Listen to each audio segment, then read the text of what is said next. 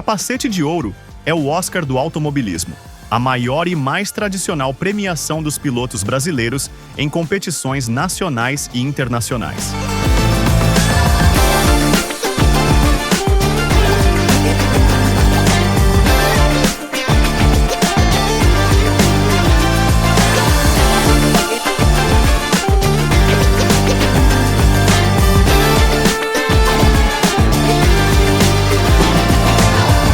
Agora, ao completar 30 anos de história, o troféu se reafirma como a conquista mais desejada por todos que se sentam atrás de um volante com capacete e sonham em transformar performance em legado.